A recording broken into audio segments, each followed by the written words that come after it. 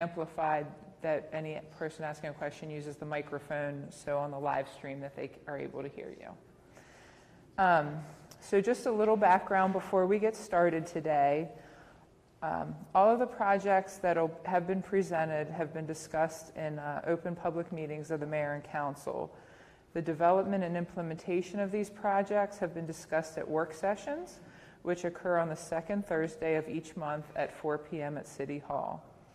And then critical steps or milestones that require formal action of the mayor and council, you'll hear about those projects then on the third Thursday of the month at 7 p.m. at the community center. At that time, there's public comment on each resolution heard by the mayor and council prior to a vote. However, at City Hall, we recognize that people have busy lives and priorities, and that attending these meetings might not always rise to the top.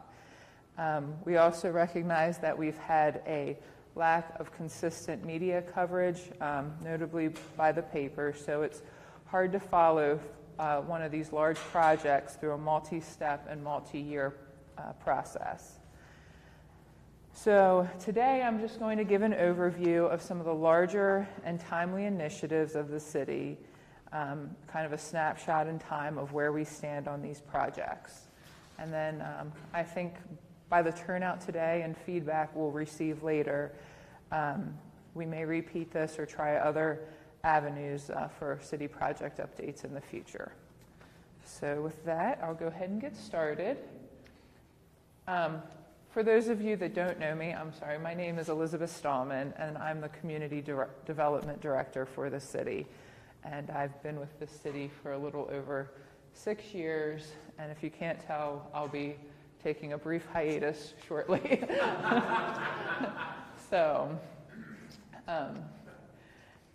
just in terms of what we're going to talk about today, I'd like to give a little bit of a background on some of the reasoning behind these projects, talk about each of the projects individually, and at the end we'll do questions and answers. So as far as a background goes, in 2011 the city had the comprehensive plan done. The comprehensive plan is required by state law to be done once every 10 years, and this was done in combination with a consulting firm and the community development director and city planner at the time. But what this plan does, it really looks at a vision for Frostburg and sets out ways to accomplish that vision. One of the important things identified in the comp plan was continuing to support Main Street and then looking for opportunities for redevelopment, specifically around the campus of the university. So in 2014, the Planning Commission and city staff redrafted the Frostburg zoning ordinance. And one of the significant things that came out of the new zoning ordinance was the creation of the C1, or University Commercial Zoning District, that supports retail, restaurant, office type uses directly around the campus of the university that's still in harmony with a residential neighborhood. And it also created what we call an infill development zone overlay, which covers pretty much all of downtown and the areas around campus, and that's to incentivize redevelopment. So tearing down an old structure and building something maybe larger that assembles a few lots, or just one in place, but it incentivizes it so that we are able to have some new structures in town that meet current building codes and are fully sprinklered and things like that. And then most recently, we completed the target industry analysis. That was done by a site selection group out of Austin, Texas, and that was funded by both the city and the university, as well as Appalachian Regional Commission. And the purpose of that study was to look at what kind of assets and strengths does our community have, as well as what are our weaknesses that we can address to attract high-wage employers and jobs to our region.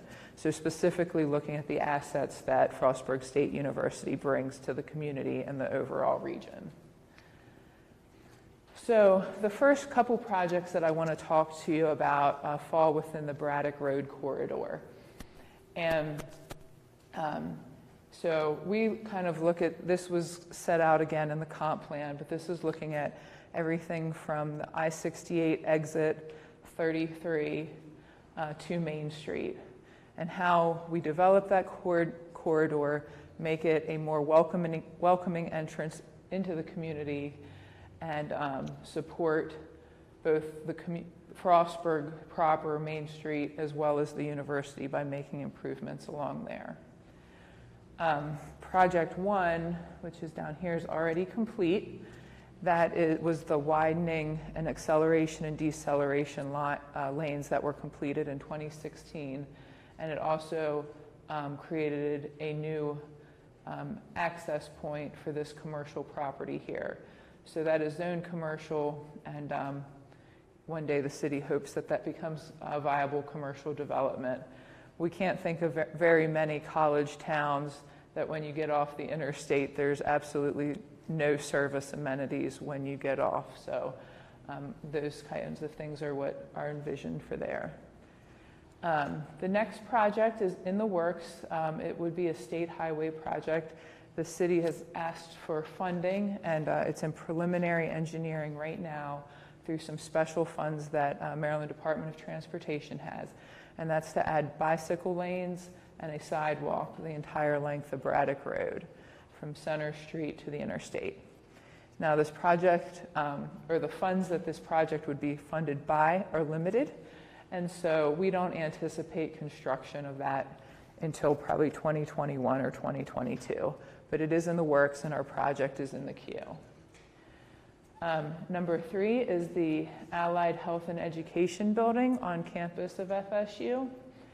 And as soon as the new dormitories are complete, which will be the fall of 2020, they plan to break ground on the Allied Health building. So lots of investment, lots of activity by the university. And then the 2 projects I'm going to talk to you today about is the intersection improvement project, or the roundabout, and then the Center Street redevelopment. So the first is the Braddock Road Gateway Improvement Project. Several years ago, Allegheny County commissioners approached the city about ways they could support us with the Metropolitan Planning Organization funds, which includes funds for traffic studies on a small scale. So we used that money to do a traffic study and feasibility analysis for recommendations on how to improve this intersection. That resulted in this plan here. It addressed pedestrian concerns, lighting, and just overall aesthetics. However, during this time of this project, with state highway feedback, they said that that would be a really ideal intersection for a roundabout. We had applied for ARC, or Appalachian Regional Commission funding, to do this project last spring, and last year I got word that this house that's right here was being foreclosed upon by Wells Fargo. Wells Fargo graciously donated that property to the city, and it's since been raised. And then we've been able to work with MDOT-SH, State Highway Administration, and they have completed a feasibility study for a roundabout at that intersection. We expect that to be about a $2.5 million project, and all signs are pointing that we will have about $2 million of ARC funds for that.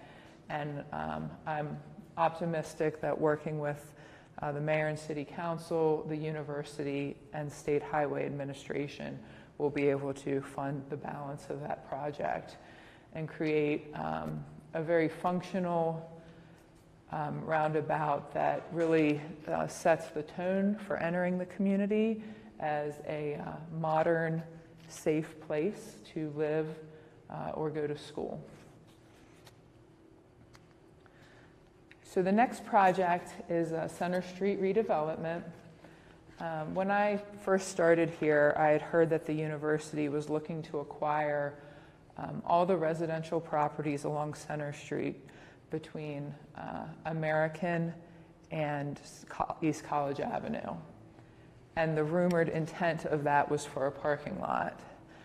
And having a background in planning and economic development, I thought, what could be a worse entrance into our community than a parking lot on both sides?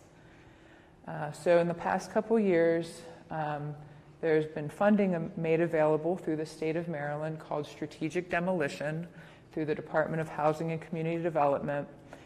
And it's to reduce the barrier of entry on doing development in gray field spaces. So where real estate already exists that's underperforming, the strategic demolition money comes into play to make it more competitive with the green pasture kind of development. So this project is only looking at the block between Oak and American, and it involves 8 residential rentals. They're all student rentals rented on a school year lease type thing. And what we're looking to do, the city is looking to do, is acquire all 8 properties and demolish them. And then we would solicit proposals from developers to do mixed-use development on this site.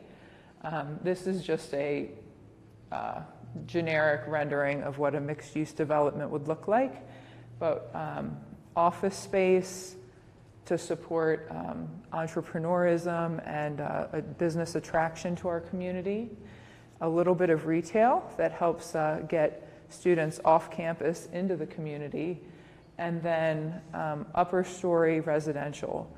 But that residential, something the city would really like to see based on a lot of feedback from region employers, including the university, but those like IBM and Northrop Grumman, is professional housing.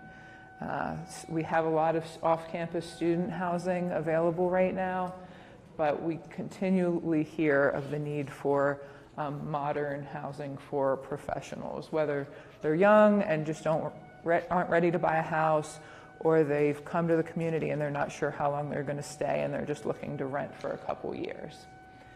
So the grants on this project are pending. I've been in communication with all 8 of there's 5 property owners of these 8 properties.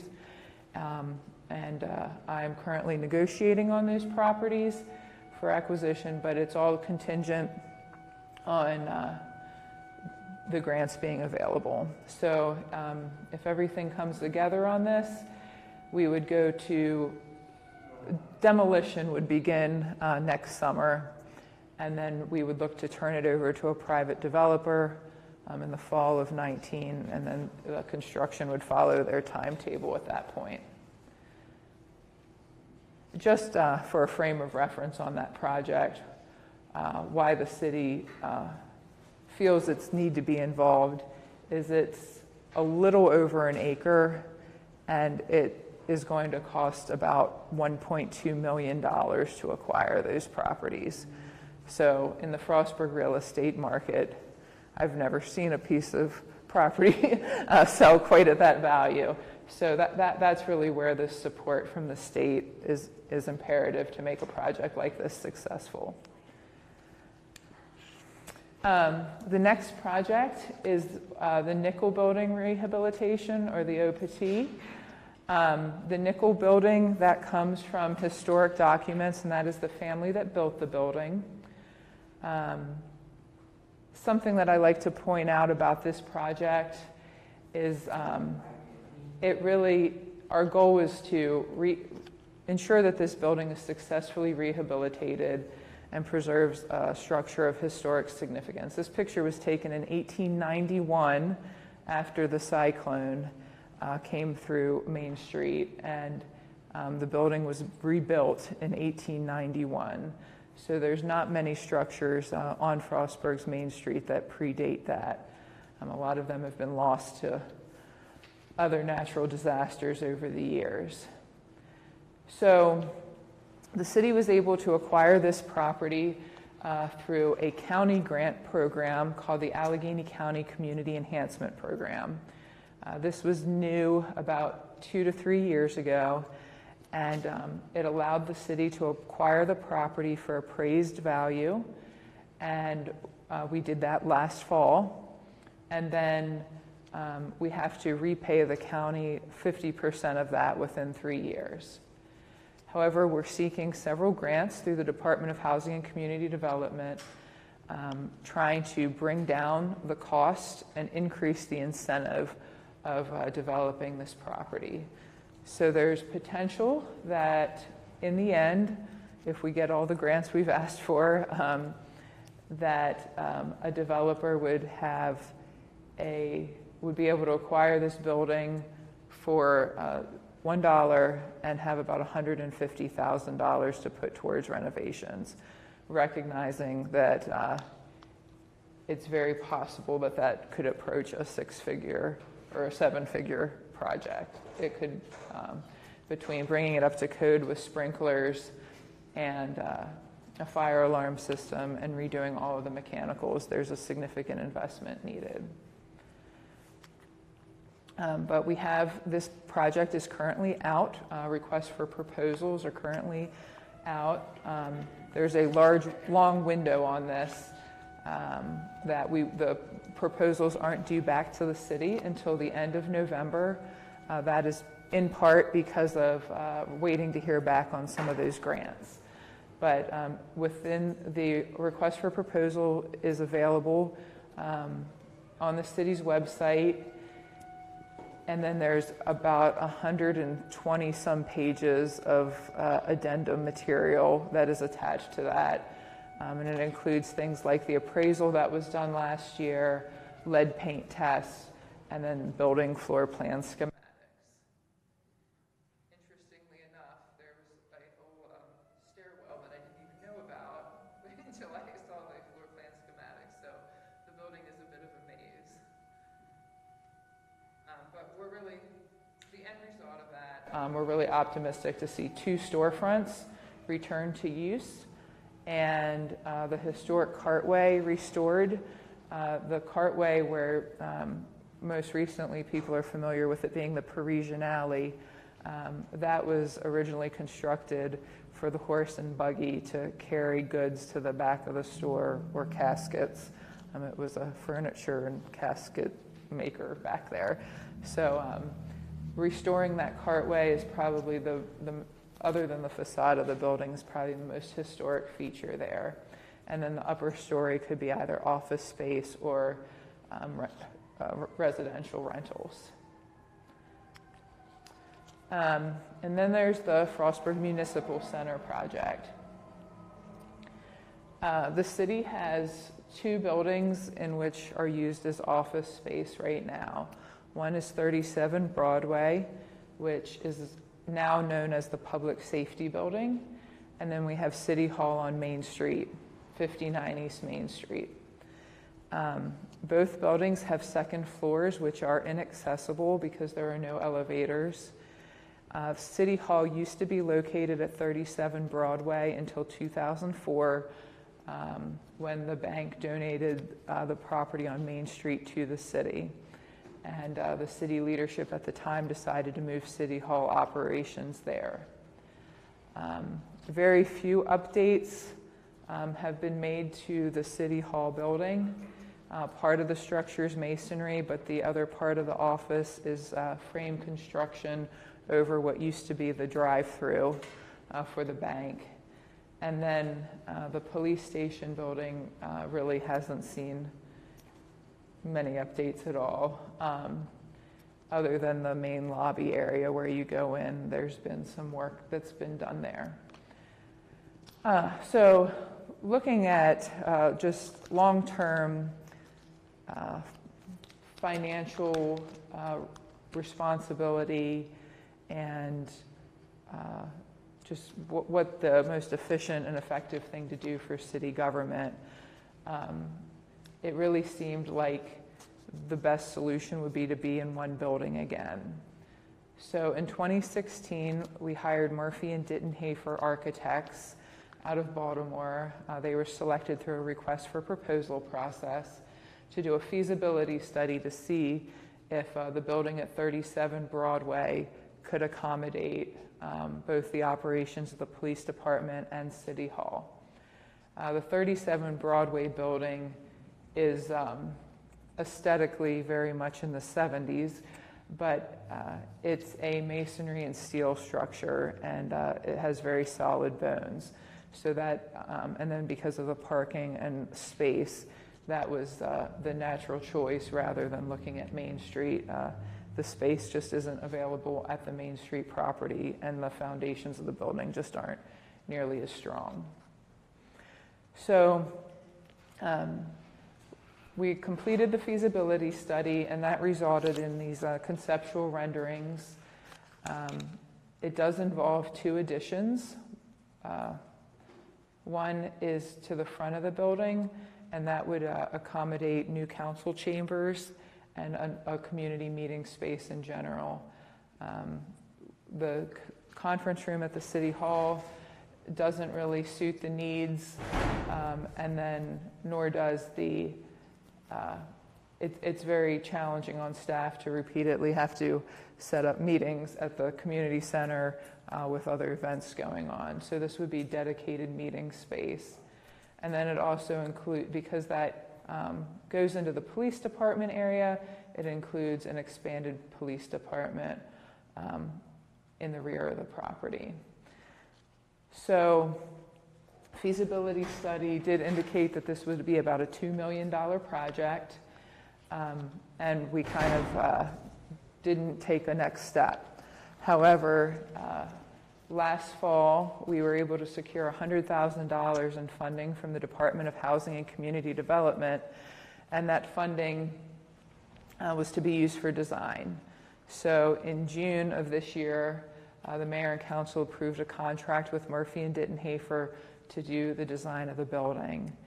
And from here, obviously other funding is needed to complete the project, and we plan to seek Department of Housing and Community Development block grant funds for the ADA, or Americans with Disabilities Act, component. So that would include everything from accessible restrooms to an elevator, accessible counters where you pay bills, and entrances.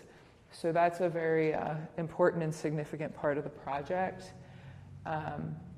There's also grants, some smaller grants available for electricity efficiency upgrades and office furniture and fixtures.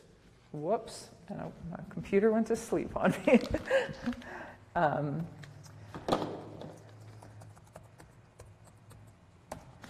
And then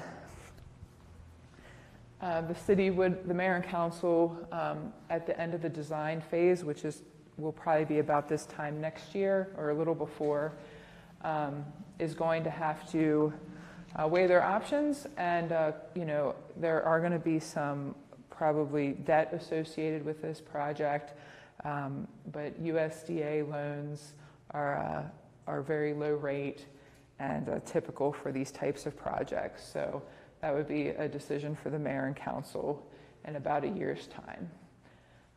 We have the police chief here as well. Something else that is really critical facing his department is having tools to attract new officers to work for the Frostburg Police Department. He has a challenge when he's competing with the university and state police and City of Cumberland and the sheriff's office. And he and I have discussed, and having a modern space for the police officers to work in can definitely be helpful in that recruitment strategy. And then everyone's favorite topic, combined sewer overflows. This project isn't new. It's been something that the city has been dealing with since the late 90s. In 2003, the city received a consent decree requiring all combined sewers, so where the sewer, sanitary sewer and the stormwater go into one pipe, they all needed to be separated or otherwise addressed within 20 years, which gives us until 2023. I vaguely remember some conversations about that timeline with municipalities about how are we ever going to meet this. And coming to work for Frostburg, it's been a really exciting thing to see how proactive the city leadership has been and continues to be to address that goal of eliminating the CSOs by 2023. And there's been a lot of ancillary benefits that have come with it. So this first image here shows what has been separated, and I'm sorry you can't read it, but the purple areas out here were never combined. And the green areas, this darker green, they've already been separated. And the pink areas are the areas that need to be separated yet. This green area is what we call our Phase 8 project, which is under construction right now. And then Phase 9 over by the campus, that is the next phase of the project. So these numbers up here indicate that of the area of the city that was combined, 51% has already been separated, and the two projects that are under design or under construction represent another 8%. So we're well on our way. That gets us to 60%, and we've been incredibly fortunate to get funding in large amounts the past couple years from Maryland Department of Environment. So we've been able to do larger projects that are in the $2 to $2.5 million range, and the balance of that, they'll fund 87.5% of a project, and the balance of that the city can fund through the CSO surcharge that you pay quarterly on your utility bill. So we're able to do this without a lot of debt to the citizens. So that brings us to this chart here. Over the last 15 years, we've spent almost $23 million on projects, and this dark chunk represents the grant funding. The lighter blue chunk represents what's been funded by the city through the CSO surcharge revenue. And then that small sliver is the only grants that we've had to take out to fund these projects. So long-term liabilities to the city is very little. These are just two pictures of the current construction happening right now, where they're taking the combined pipe and installing new manholes for the sewer system and new stormwater collection systems. And what we get out of these projects is not just the compliance with the consent decree, but we're getting all new infrastructure. So the Department of Public Works, they coordinate with Columbia Gas. If Columbia Gas needs to replace lines, they go in before us. And then we also include water lines and asphalt, curb and gutter, sidewalks as part of the project. So we get complete new streets as a result of these projects. And then in terms of progress, we started out with 16 active overflows, so where that combined sewer would go into a local waterway during a storm event. 8 of those have been removed or sealed, and the actual events has decreased from over 300 to about 150 on average per year. So there is measurable progress in reducing the pollutants to the waterways. And then this is the last project, technology upgrades. There's a few that are kind of all happening within the same time frame. The city worked with Synergetica for a new website and city app. The app is available to Android and iPhone users. Frostburg City, I'd encourage you to download it. And it's a work in progress, but this is being provided to the city at no cost.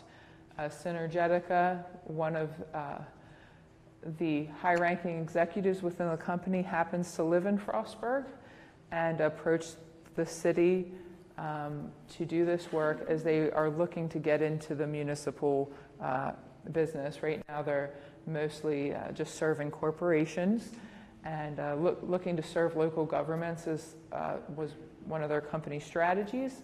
And so we've been working with them to develop the app and website. It's designed to be, whether you're using the app or the website, it's designed to be mobile first. About 50% of website hits are on a mobile device these days, and our old website was not mobile friendly at all. So we continue to work with them for upgrades. We expect in the next year some pretty cool things to come that better serve the residents of Frostburg, including online bill payment. That ties into finance software and database upgrades. The city of Frostburg is probably admittedly behind the times when it comes to our accounting software and systems. So Elaine Jones, the finance director, has been working closely with some vendors to get estimates to meet the city's needs, and Edmunds and Associates was selected. They were the most affordable, that delivered the best product to meet our needs, and a contract was executed with them upon approval of the mayor and council. And the deployment of this will be staggered. From what she's learned from counterparts at county government, the process can be a little painful, but they're hoping to have the project transfer wrapped up by spring of 2019. And then Muni Code, something John Kirby, the city administrator, and the city attorney, Michael Cohen, have been working on for 18 months, 2 years now, is transforming the city code into an online document. Right now, if you ask to see the city code, I'd hand you a binder of paper and with, where ordinances had been replaced, stuck in. So this is going to be huge for the residents, being able to easily access the city code laws at any time, and then also for staff, just making sure that we're always have the most current references. So that is in the final stages right now.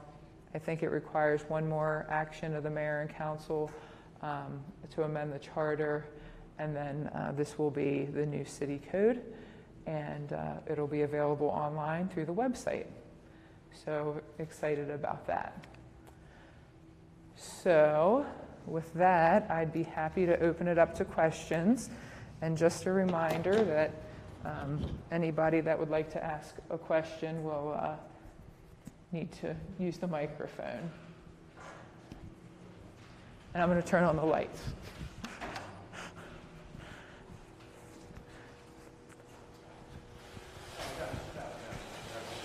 You have to for the Facebook. I get it now. It's just for Facebook. Just for that? Yes. Not so much a question, but just a clarification, because I'll use the word the stink of the rolling mill project. There's basically a firewall in the way the one was structured for Frostburg in the city, right? Correct. There's no way that kind of onerous situation can occur again and be an ugly sore. Yeah. All the correspondence that I have one. All the correspondence that we've had with the property owners has indicated that, plainly put, it's an all or nothing deal.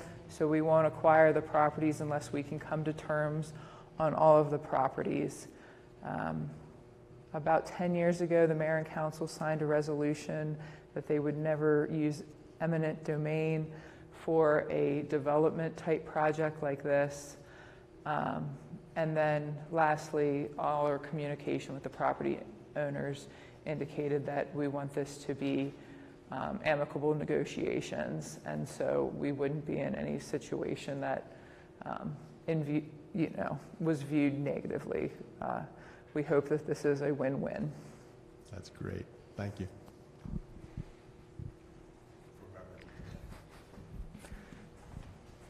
Any other questions?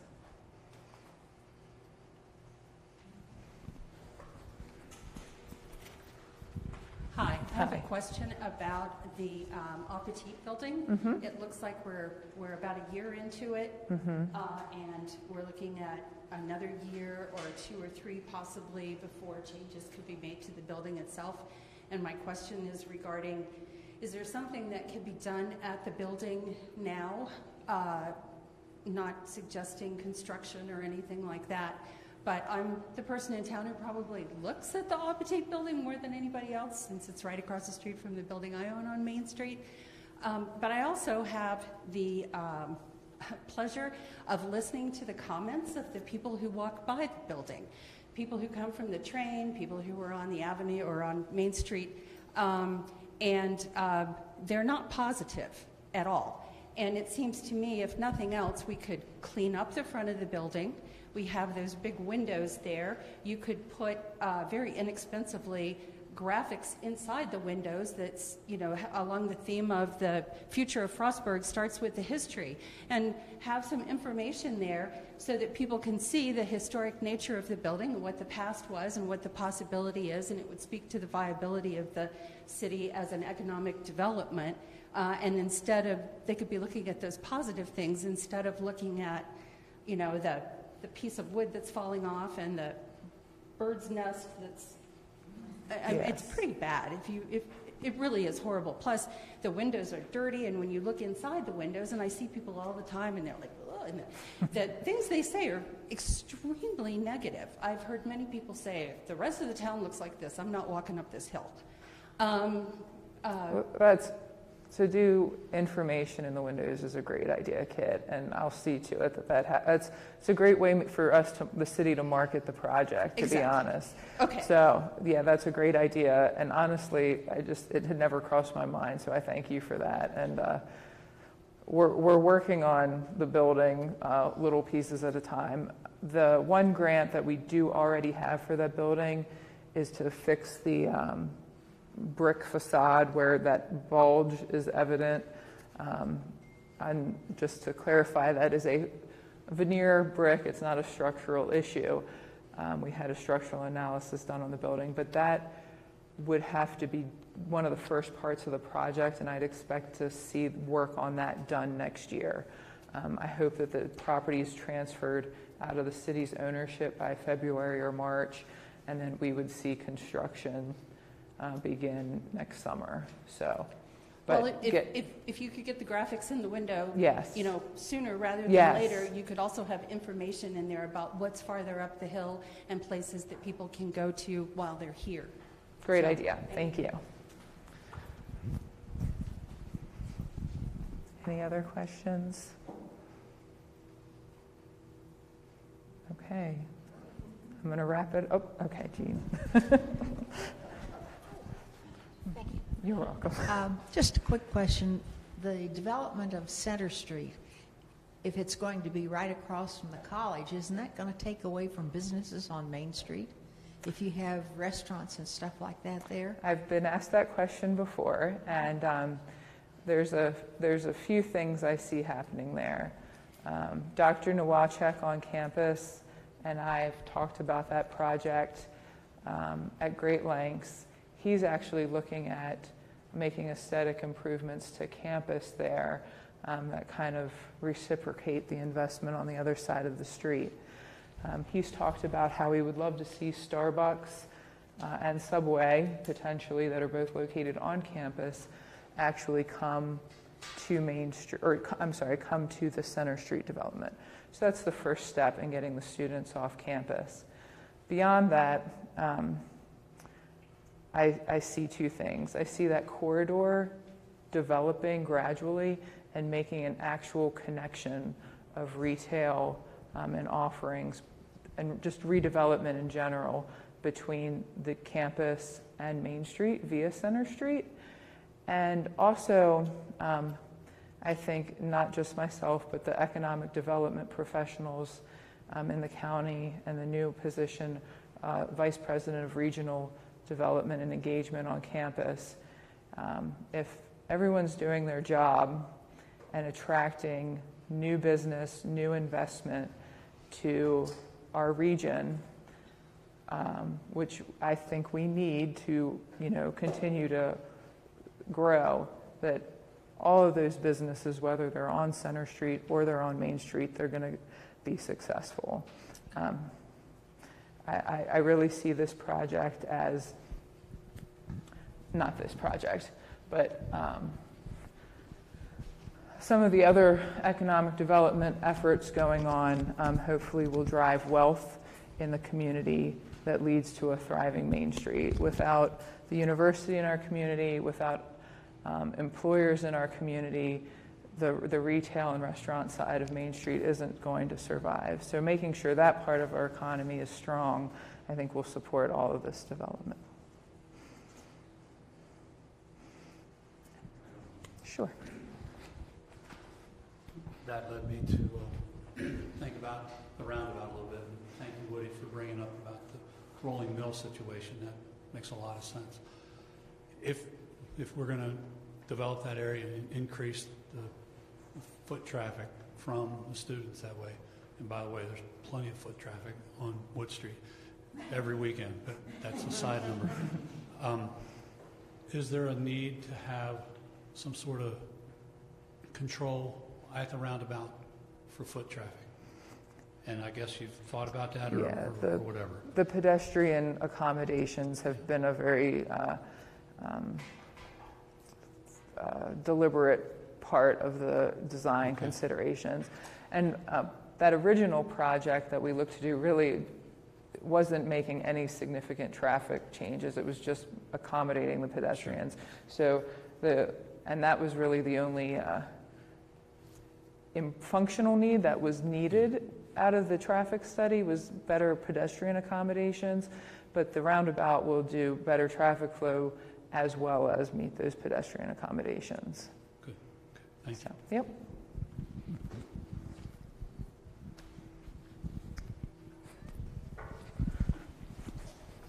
You're all right.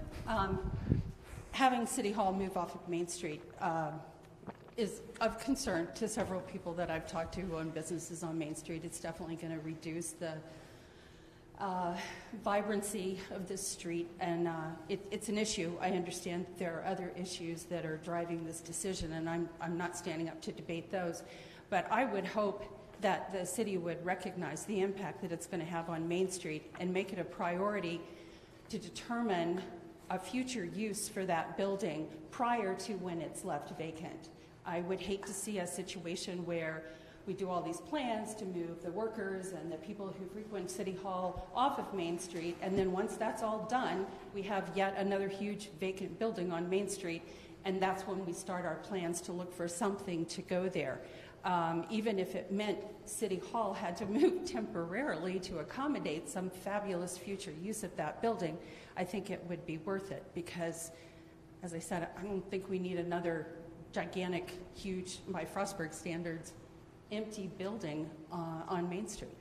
And that's been a concern of ours ever since this project, we began to discuss this project. And at this point in time, we plan to look at the 59 East Main Street property as an opportunity, and so it is not an issue, and address it in that way, and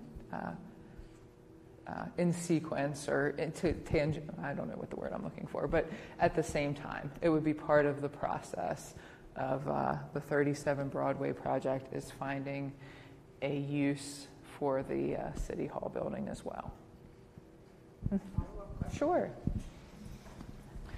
Just for informational purposes, is the decision to move a done deal at this point based on the actions of or is there a future point at which we will get to the point of no return and say, yes, we're doing this? It's complicated in the fact that there's several different funding sources, but probably when the mayor and council take action on one of those funding sources that facilitates construction, that would be the final decision at that point. So no, we're only in design at this point, and the mayor and council have not committed to anything beyond design. So. And even that is kind of, I mean, it's still being frustrated a little bit, the design. Yeah, I mean, we're under contract with a design firm. So, I mean, the design is not set in stone by any means. We just had our kickoff meeting last week with the architect. So, but the mayor and council have signed a contract with the design firm. So that money will be spent, and whether plans to move forward with construction or not, that will be determined probably the June or July or August of next year.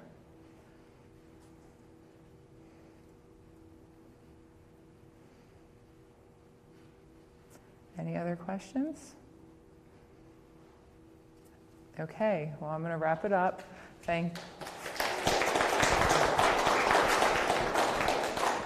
I'd like to thank you all for coming, and please help yourself to lemonade and cookies. There's plenty back there. So y'all have a nice afternoon.